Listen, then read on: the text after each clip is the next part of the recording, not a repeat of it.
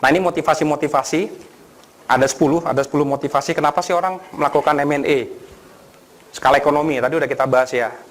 Kalau skala ekonominya lebih gede, biasanya lebih efisien. Jadi, kan kalau cost itu kan rumusnya biasanya fixed cost ditambah variable cost gitu ya. Minimal fixed cost-nya terbagi lebih banyak. Kan kira-kira begitu ya. Gampangnya begitu. Meningkatkan kekuatan pasar, ya pasti. Kalau kita punya subscriber misalnya dulunya 1 juta menjadi 2 juta, itu lebih enak. Karena kan tadi cost-nya lebih rendah, sehingga nanti jualnya ke market bisa lebih rendah, atau dikombinasikan dengan marginnya lebih tinggi. Kan gitu ya kira-kira. Tapi yang lebih penting juga adalah ke belakangnya, ke supplier. Kan belinya eceran sama belinya apa tuh? Gitu kan, partai besar gitu ya. Kan beda. Nah, lebih enak. Dan kita bisa lebih mendrive supplier. Contohnya kalau kita beli teknologi, kita bisa lebih mendrive supplier. Gitu loh. Pertumbuhan melalui diversifikasi. Nah, ini tadi yang beda-beda bisnisnya. Kemudian integrasi vertikal tadi sudah kita bahas, integrasi forward atau backward gitu ya. Nah, ini mungkin yang jarang dan seringkali kita nggak terlalu berani. Acquire hire itu sebenarnya kita mau ngincer orang-orangnya sebenarnya. Jadi kita tahu nih ada sebuah perusahaan yang orang produksi tertentu gitu ya, bagus. Tapi sebenarnya sih ini bisa jadi saingannya kita nih barangnya. Dan kita tahu ada orang-orang yang hebat di situ, artinya tim di situ hebat. Nah, biasanya kita beli tuh perusahaannya. Kita beli perusahaannya, sebenarnya kita pengen ngambil orangnya aja. Produknya habis itu kita katakan kita nggak munculkan lagi, tapi mungkin teknologinya itu bisa kita ambil untuk memperkuat teknologi produk yang kita ada. Tapi orangnya yang mau kita ambil, timnya. Alasannya apa? Daripada saya buka lowongan kerja dulu, ya kan? Proses rekrut, gitu kan? Proses rekrut kan juga mahal sebenarnya, gitu kan? Kedua, membentuk tim kan? Membentuk tim juga lama kadang-kadang, dan belum tentu berhasil, gitu kan? Seperti itu. Teman-teman ada yang dari HR juga ya di sini ya? Seperti itu.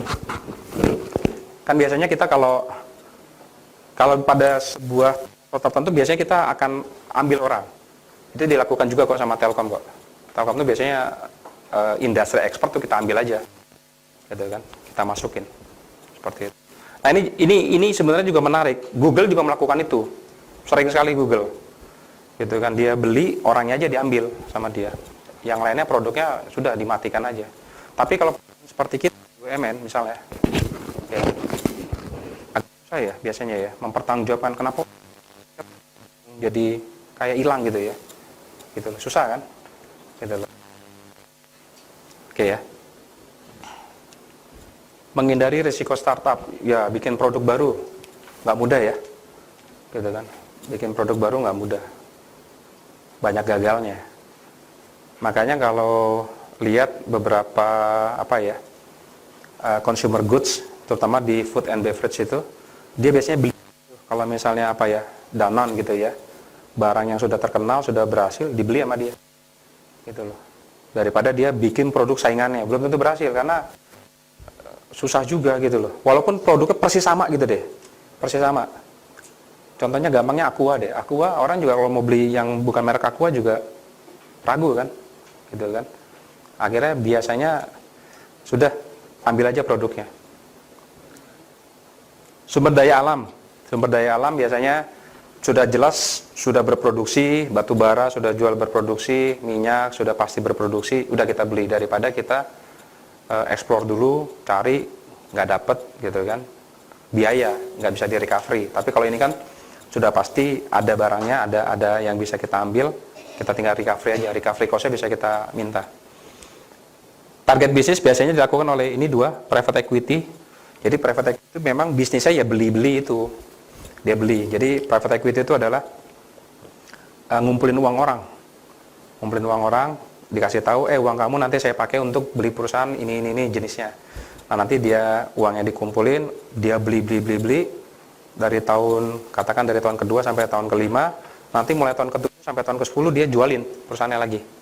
Dijualin lagi. Returnnya berapa kan gitu ya, itu begitu. Makanya bapak-bapak ibu, kalau belinya dari private equity biasanya perusahaan itu sangat slim, Slim itu supaya performansi keuangan, kan nanti kan kalau divaluasi performansi keuangan ya kan, gitu loh.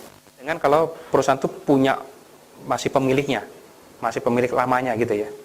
Kalau pemilik lama kan ya sudahlah apa adanya begini kan gitu loh kira-kira ya. Tapi kalau udah private equity pasti tujuan pertama dia akan bercantum gitu loh dalam waktu sekian tahun. Kira-kira begitu.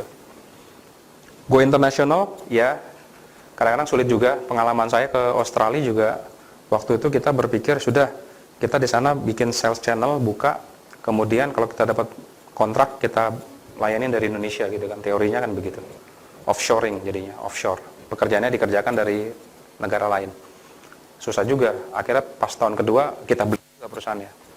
Gitu, yang sejenis dengan yang ada di Indonesia. Kira-kira gitu. Gak mudah.